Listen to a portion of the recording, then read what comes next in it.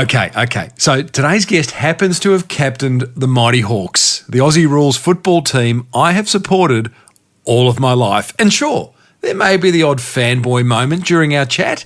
That's okay. But he's also the founder of a disruptive wine brand that's laser focused on removing 1 billion, that's with a B, plastic bottles from our oceans by 2030. It's episode on a mission 576 of the 12-year-old award-winning Small Business Big Marketing podcast. Well, I said, welcome to a small business marketing show where successful small business owners share their souls to take your marketing straight to the lead. Now, here's your host, Mr. Timbo Reid. And welcome back to your weekly dose of marketing mysteries. I'm your host, Timbo Reid, and I have an insatiable curiosity for uncovering marketing strategies and ideas that help businesses just like yours to grow. You, so much more importantly, are a motivated business owner, ready to crank out some great marketing to build that beautiful business of yours into the empire it absolutely deserves to be. And that's exactly what we do around here. So thank you for turning up again or for the first time. A big welcome if you're here for the first time. As per usual, team, there's marketing GOLD dripping from the ceiling over here at Small Business Big Marketing's HQ. So let's get stuck right in. Richie Vandenberg is the co-founder of the Australian wine brand The Hidden Sea, which has one simple mission. For every bottle sold, they will remove and recycle 10 plastic bottles from the ocean. Since hanging his boots up as the former captain of the beautiful Hawthorn Football Club, Richie has dedicated his time to helping clean up the world's oceans. He doesn't class himself as some kind of environmental warrior, just somebody, a business owner, who is socially aware of the impact us humans are having on the environment and offering a simple, tangible and quantifiable, that's important, and accountable, I should add to that, way of making a positive difference. And we cover plenty of business and marketing ground in this chat, but I think the most interesting part of it is around whether all businesses, no matter what their size, should attach themselves to a cause. You be the judge. And I'd love to know your thoughts afterwards. I'll tell you how you can share them with me. Here's Richie talking about life post-football. When you finish an AFL career, as I did, so I played for 10 years, you have a decision to make at the end. So coming out, I was 31 years of age, so you're relatively still young, but all your life experience has been in football. So at that juncture, you've got a decision to make. Do you want to stay in football, i.e. go into coaching or some sort of administration, or do you want to take the leap and try and do something else and go out into small business? I took the leap. Started off with a little orange juice business, which I ran for a few years, and then got involved in the wine game back in 2013. Having said that, while I was playing football, I developed vineyards since about 2002. So I'd been developing vineyards for quite some time, and my family are also in the wine game or in the vineyard game. So it's in the blood to be involved in the wine industry. Yeah, I just made that jump, Tim, as opposed to sticking with footy. I thought if I'm going to have a crack at something else, I'd rather be doing it at 30 than trying to do it at 40 or 50. Captaining an AFL team, you're clearly a very focused individual. What did it teach you that you've brought into business that's really worked for you? Yeah, I think you touched on it just then. The big thing you learn in football is, or in any team sport, first of all, is around focus, but then also it's around people.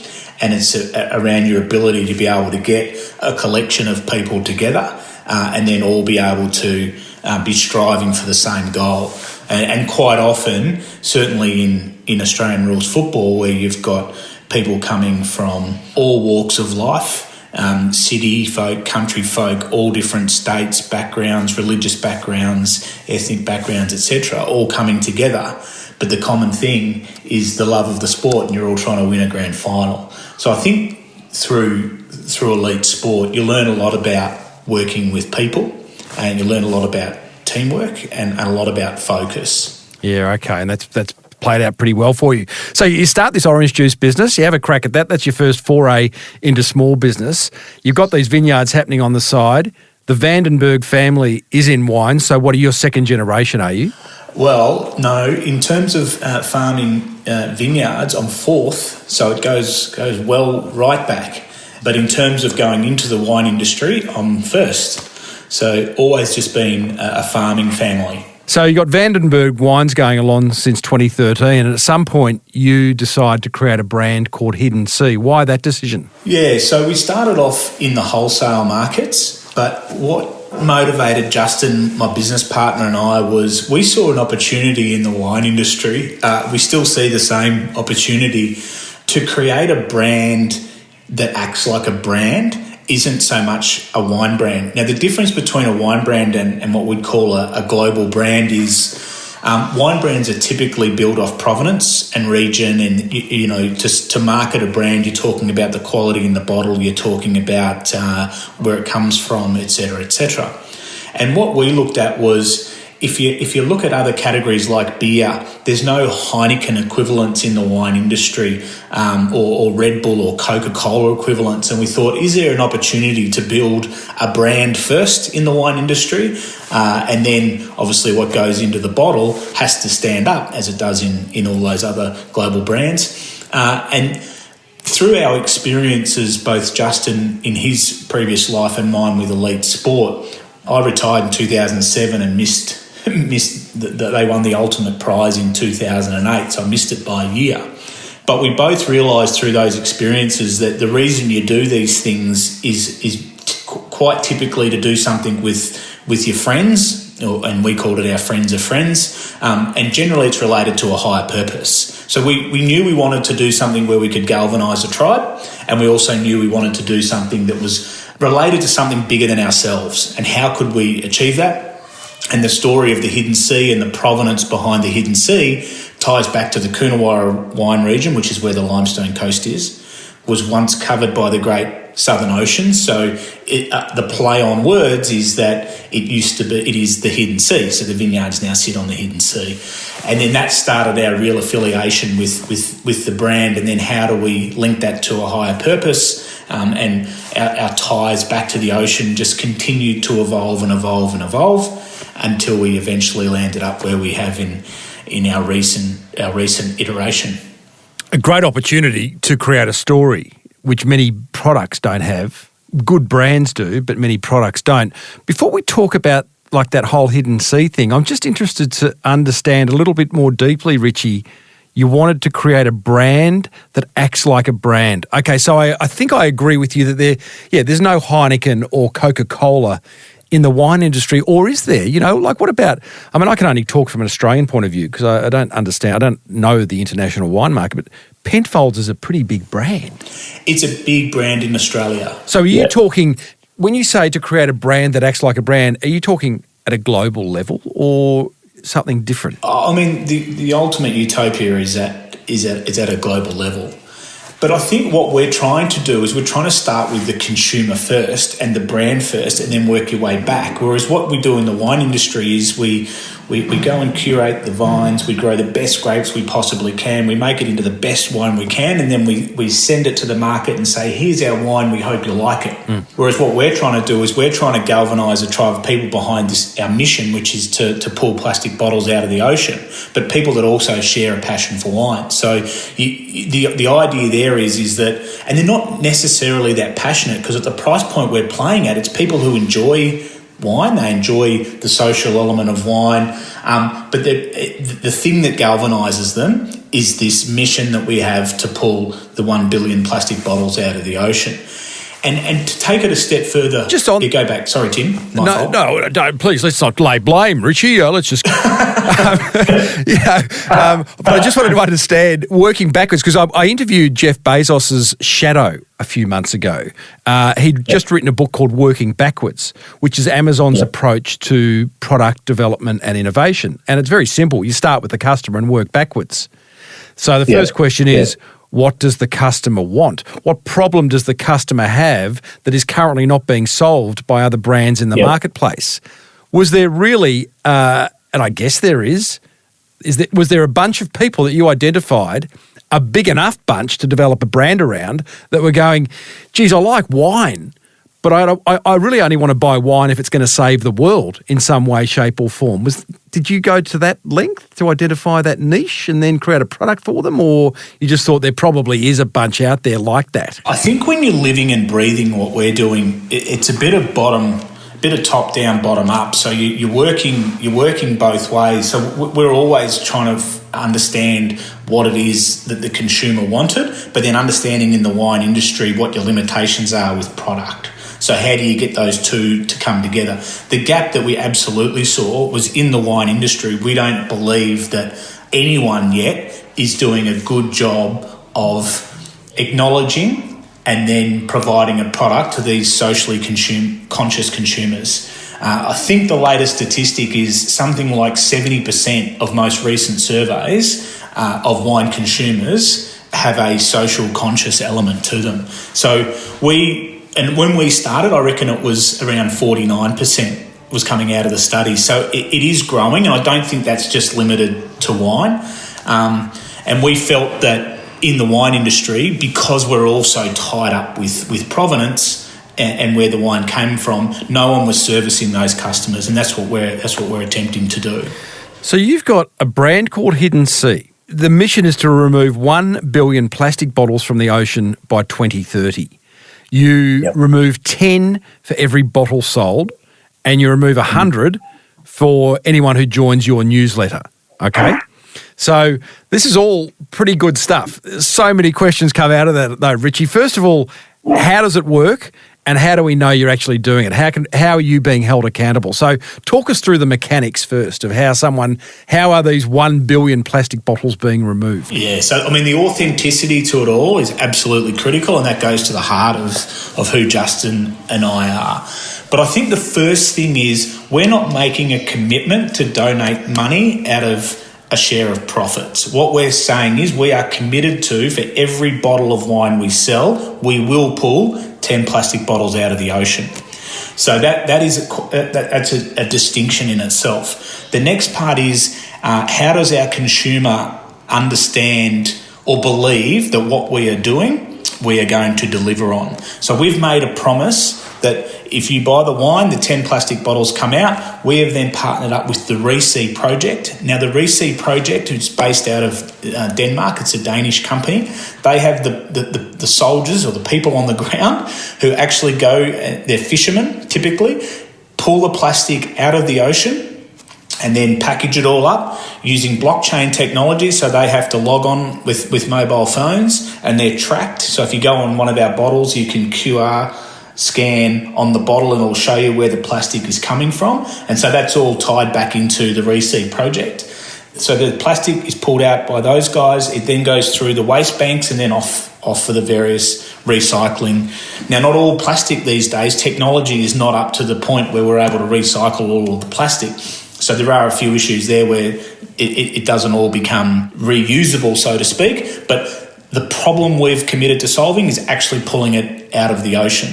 The next part of it of the authenticity is Richie Project is one of only two, and the Great Ocean Cleanup is the other one, who are certified and verified by a company called DNVGL, that their process is fully audited, fully independent. And so that's what the DNVGL accreditation brings. That gives us comfort that the money that we provide to them to pull the plastic out of the ocean is actually happening, and then also to our consumers. Do you pay Richie? Yes. Right, okay. Yes.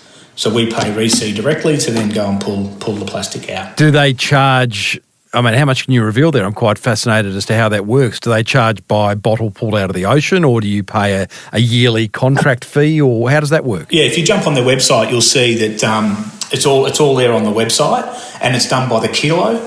Yeah, so €8 to pull a kilogram of plastic out of the ocean, which is about 60 plastic bottles. Okay, so and that's factored into your price. Yeah, correct. It's a very admirable thing to do. And I'm wondering, how do you get that message out? Because again, I talk to a lot of businesses, Richie, and every marketplace is competitive. Wine is really competitive. You only need to walk into a Dan Murphy's in Australia to see just how much, within the category you're competing against. So to stand out, is really important. So message-wise, you are standing out, but I'm guessing you don't have the marketing budget of a Penfolds or a Lindeman's or whatever it is. So besides a bit of point of sale and besides hoping someone will read the label and going, oh, shit, if I buy this bottle, I help save the world, that's awesome. But how are you getting the message out to the masses without spending an absolute mozza? Yeah, you're absolutely bang on, Tim. And we call it the sea of wine, the wall of wine when you walk into Dan Murphy's. And look, we've been a part of it from the start on the wholesale side of our business, and it's very much a push strategy. So, you push your product onto the shelves, you get distribution, and then you got to hope that the pricing and the promotions that are performed at store pull your product off. That's typically how we've done it. The Hidden Sea is different in that we've adopted a pull strategy, which is based on marketing. How do you do that with a very limited budget? So it's a great question. Our strategy revolves around uniting what we call our group of ambassadors. So we've got an ambassador program, none of whom are paid. Quite a lot of these ambassadors they do that for a living. So, they typically will endorse products and that's how they make their living. But what we've gone and done is found people who are connected to the same cause that we are, i.e. cleaning the ocean, and then getting them engaged in our community and building it out from there. And so far, we've really been quite successful in doing that. So we would call it a proof of concept model at the moment. We're 12 months in. And we're trying to prove the concept in the UK market, the US and Australia, because that's where we've already had some really good connections with both importers, distributors and retailers through the wholesale side. And trying to spread yourself that thin with a marketing dollar, spending a dollar three ways is very difficult. However, if you're engaging with ambassadors in the local markets, which is what we do, so in the UK, you've got UK ambassadors, in Australia, you've got Australian, and in the US, you've got US ambassadors. That is our strategy to start. And you really celebrate those ambassadors at hiddensea.com.au, where every single one, I got to that page on the website and I just kept on scrolling down and down and down. And so you are giving every single one of those ambassadors some recognition, for which they would be, no doubt, very grateful. So that's your number one strategy. Is there some kind of content creation strategy? Is there an advertising strategy, dare I ask? It would be very expensive. But yeah, no, absolutely. So we've got our own content producers. We do it all internally. Got a very clever guy who actually spent time working with the Brewdogs in the early days. He's based out of, he was in LA. He's now up in Vancouver. So he works full-time with us on content creation. So we do a lot in the digital space, but we have a whole marketing mix, and ambassadors is just one part of it. And so you also need to have events which tie in. Then you've got your point of sale as well. And the key for us is how do you get all of those things talking to one another? And that's the early stages of the marketing process that we're in now. We will, I'd suggest, in 2023, get ourselves to a point where we're like, okay, now it's time to go and get some additional capital into this business to be able to start to provide some more mass appeal to our marketing.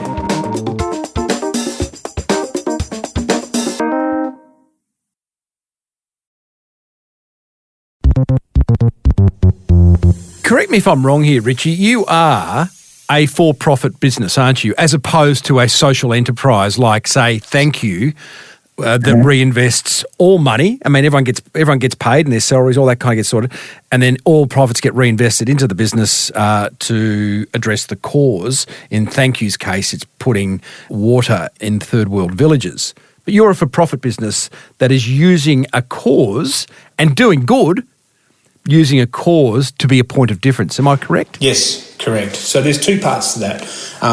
One, as we spoke about earlier, so you're right, Thank You Water, they donate the profits back to the cause, whereas we're doing it per product in terms of that commitment is made at the point of purchase. And then the second part to it is what we're really trying to do is we believe when you've got an enormous problem, such as the plastic problem, there'll be more plastic in the ocean by 2050 than fish by weight. It is that big a problem. It's an enormous problem. According to the WWF, we're all consuming the equivalent of a credit card of plastic every week in microplastics coming through our food chains now. So now whether or not that research is accurate or not, who really knows right now, but the point is that I think more and more people are starting to understand the extent of the problem. So when you've got a problem that is that big, is it really going to be fixed by people donating money to it?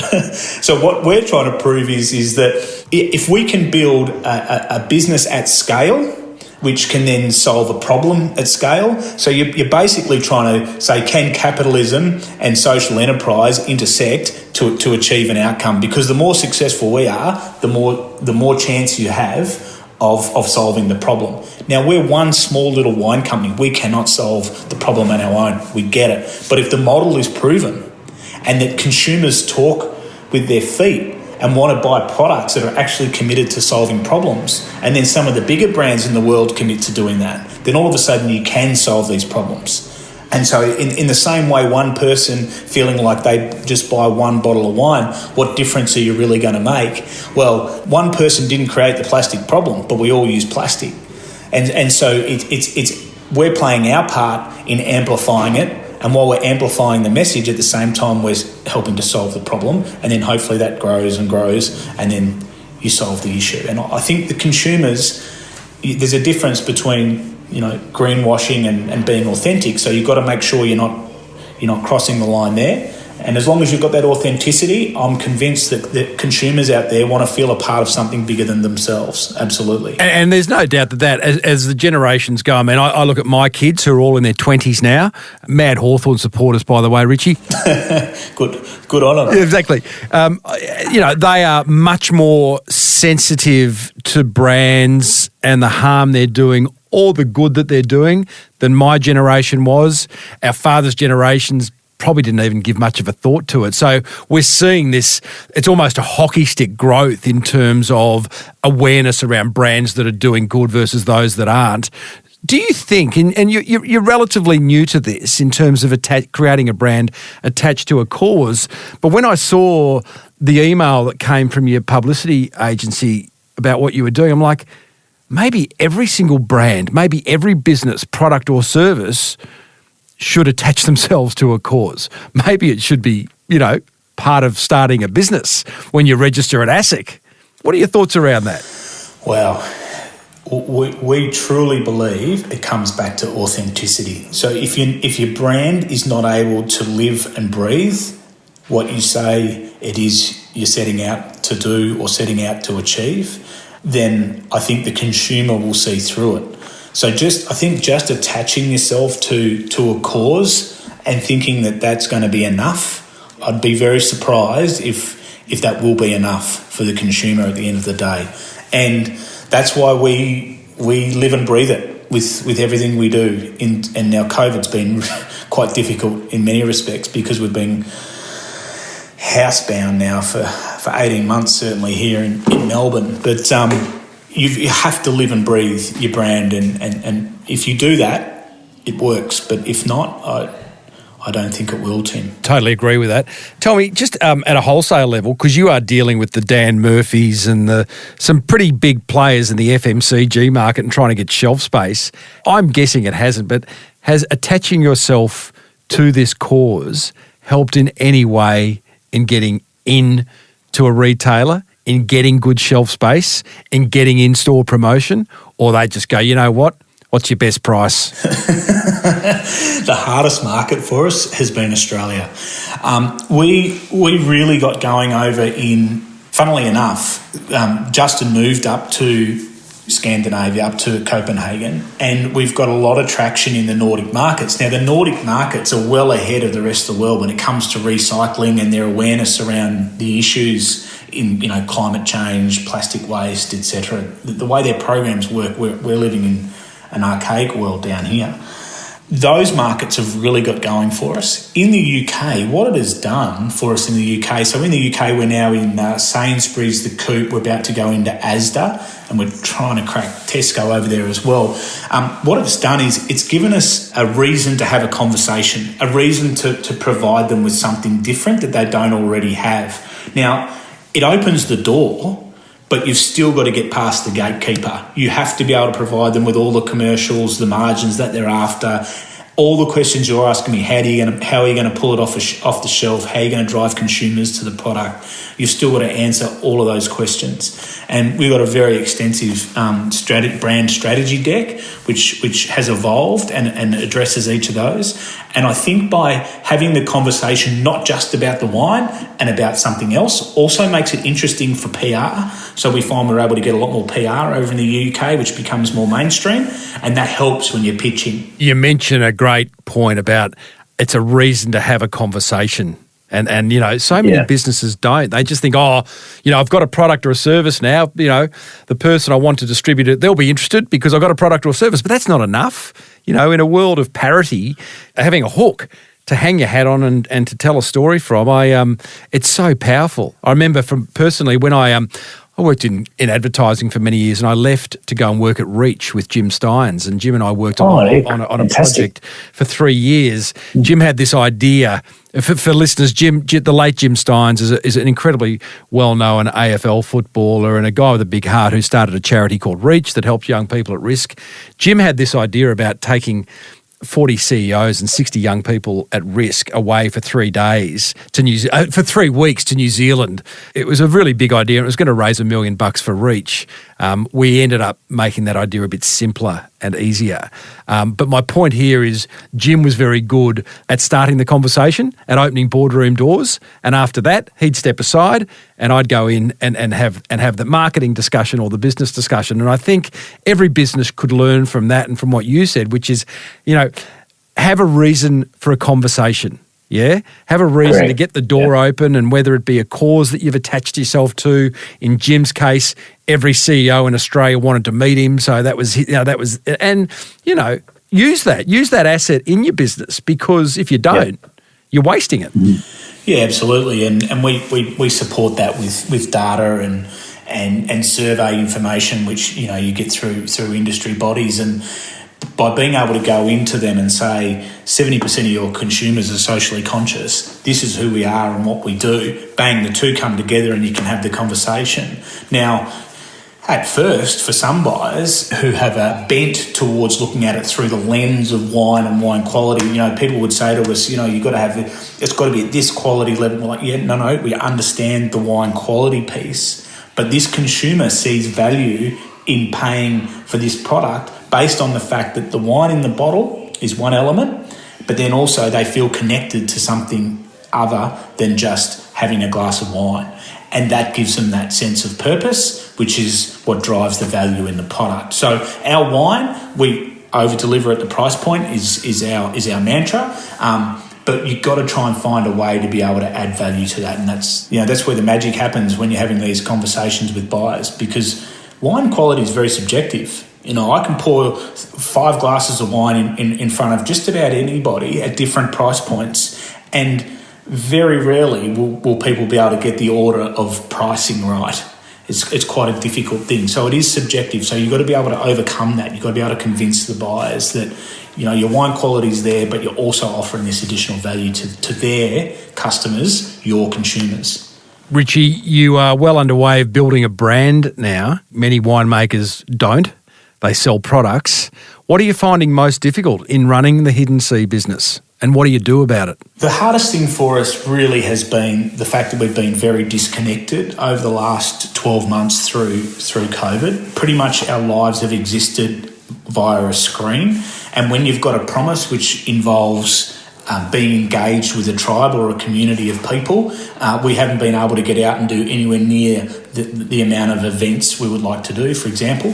So one of the biggest challenges we've got, as you said before, is having an ability to amplify every dollar we spend. How do you amplify that? And when you're constrained to your chair, it's hard to do that. So we're looking forward to coming out of lockdowns, getting back out amongst the community and the ambassador network, and going through these events in terms of beach cleanups, etc. And hopefully that is going to help to build and amplify our message with the consumers. I tell you who's doing that exceptionally well, even in these COVID-driven times where everything has to be done virtually, is Mark Livings from the Liars non-alcoholic spirit brand. So I'd encourage you to have and all full disclosure, I am an investor in that business, but boy, oh boy, has he built an incredible non-alcoholic spirit brand in these really hard times where he's running virtual cocktail making courses and doing all sorts of stuff virtually that, ideally awesome face-to-face, but, it's just not possible. So he's a bit of a weapon. I've had him on the podcast a couple of times, and I'd put him up there. I'd almost go as far as saying he's possibly Australia's best marketer. That's fantastic. Mate, I think it's a great story. Now, listen, I have a deep fascination in business owner well-being. You are now a business owner. You're not, at the head of the greatest football club in the world. You look pretty fit still. What are you doing to stay fit, and how's your work-life balance? Oh, there's a couple of parts to that question. My work-life balance in more recent times hasn't been fantastic. The China market really impacted us. It was a significant part of our business. So we've really been head down, bum up, in a little bit of crisis mode, sorting out some of the wholesale side of our business. That's kept me busy. But from a fitness perspective, training for an event called Molokai, which is an ocean kayak from a 52-kilometre open ocean kayak from the island of Molokai to the island of Oahu in Hawaii. We were supposed to go in 2020, but COVID stopped it, and looks like we'll get there now for May 22. They'll run the race again. So that's what keeps me fit, and I've got a fantastic group of guys that we do that with, and once again, just important to be trying to get out there and spend some time with like-minded people. Yeah. Oh, that's awesome, man. Ironically, I'm going to look at an ocean kayak this afternoon. Isn't that incredible that you've mentioned that? My girlfriend Sarah's a mad ocean kayaker, and we're off on an adventure in 3 or 4 weeks' time, just over an overnighter, actually. It's not much of an adventure, brilliant. But it's a lot of fun, yeah. Yeah, no, it is. It's great fun. And, mate, I hope you carry some kind of netted bag where you're picking up plastic bottles as you paddle along. You've got to be on brand. Well, we do go in the Yarra from time to time, and we train there regularly, actually, in the mornings first thing, because it's a little safer. You have a big rain and there's just plastic flowing down, and early days I remember leaning over and just picking up a bottle, and I fell in. And I thought, that'll serve you right. Hey, well done. Thehiddenc.com.au is where you'll find what Richie and the team are up to. I'll put all the links around what we spoke about over at smallbusinessbigmarketing.com/576 in the show notes there. And Richie, well done, mate. I think it's a really exciting adventure that you've started with the Hidden Sea, and maybe get you back on in a few years' time to see where things are at. Just my last question, actually, how many bottles have you pulled out of the ocean as of, what are we in, October 2021? Yeah, so we started the actual collection process on the 1st of July 2020, so last year. So we're just over a year now of where we come up to 15 months. We're up to 6.9 million plastic bottles. So a long way to 1 billion, and we've got to up our run rate, but it is growing. Each month is growing. We've had a couple of million bottle months now, which is good. Yeah, good on you, man. Well done. Good on you. Thanks, Tim. There you go, team. Hawthorn legend, now wine entrepreneur Richie Vandenberg. Go Hawks! I wasn't too football-y or fanboy during that chat, was it? I thought I kept a lid on it. I thought I was pretty cool. Here's my top 3 attention grabbers from that chat with the legend. That is Richie Vandenberg. Okay, enough. I won't do that anymore. Attention grabber number 1. I love his thinking around creating a brand that acts like a brand. If you're not building an emotional connection between you and your prospects, you are not building a brand. You've just got a product or service. So spend the time creating that emotional connection. Attention grabber number 2. I love their ambassador program, and especially how they celebrate each of the Hidden Seas ambassadors on the website under the Allies button on the top navigation bar. Very, very clever, and I'm sure the ambassadors love it as well. Attention grabber number 3. I love how they've attached themselves to a cause that's 100% relevant to the brand name Hidden Seas. And as Richie says, if nothing else, it's a great reason to start a conversation with a possible strategic partner or an ambassador. It's a really interesting question as to whether you should attach your business, your brand, your product or service to a cause. There is two schools of thought. I'd love to know which school you sit in. Feel free to call me on 0480 015 150 and let me know, because that is the Small Business Big Marketing Hotline, and I love hearing from you, my precious listener, just like Jamie from Real Ideal Health did. Hey Timbo, it's Jamie here from Real Ideal Health on the Sunshine Coast. I'm a diabetes educator and I feel like I willed the podcast by Tina Towers. So I wanted to say thank you so much to you both for that episode. I've ordered her book. I've had a look at her website and I will be in touch with her at some point. It's sort of the push and the confidence shove that I needed. So I'm not going to put a date on it as yet, but my dreams are becoming more of a reality after I listened to that podcast. And I just want to say a huge thanks. I love all of your podcasts, but some of them just hit home more than others. And today was one of those days when I listened to it on the way to work, and unfortunately had to wait till I got home to listen to it in the car on the way home. So just a massive, massive thanks. And I hope to be back on this phone at some point telling you that I've launched my first course.